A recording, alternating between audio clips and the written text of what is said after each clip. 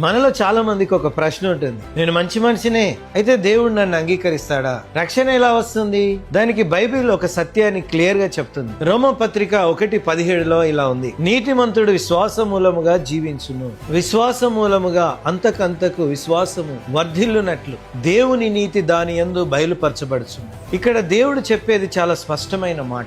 రక్షణ పనుల వల్ల కాదు, రక్షణ మంచితనం వల్ల కూడా కాదు, మతాచారాల వల్ల కూడా కాదు. విశ్వాస మూలముగా మన బలముతో నీతిమంతులం కాలేము, మన ప్రయత్నాలతో దేవుణ్ణి చేరలేం. కానీ యేసుక్రీస్తును నమ్మినప్పుడు దేవుడు మనల్ని నీతిమంతులుగా చేస్తాడు. ఇదే రక్షణ, ఇదే దేవుని మార్గం, ఇదే స్వార్థ యొక్క దేవుని శక్తి. విశ్వాసం అంటే పూర్తిగా యేసుపై ఆధారపడటం, మన ఆశని దేవుని చేతుల్లో పెట్టడం. కాబట్టి స్నేహితుడా, నీ రక్షణ కోసం నీ పనుల పైన కాదు, నీ అర్హత పైన కాదు, యేసుక్రీస్తుపై నమ్మకాన్ని పెట్టు. ఎందుకంటే నీతిమంతుడు విశ్వాస మూలంగానే జీవిస్తాడు. రక్షణ విశ్వాస మూలంగానే వస్తుంది. ఈ రోజు నీ విశ్వాసాన్ని యేసు చేతుల్లో పెట్టి నిజమైన రక్షణ స్వీకరించడానికి నువ్వు సిద్ధపడు. ఇలాంటి విషయాలు అనేకమైన తెలుసుకోవడానికి స్పిరిచువల్ భారత్ ని ఫాలో చేయండి.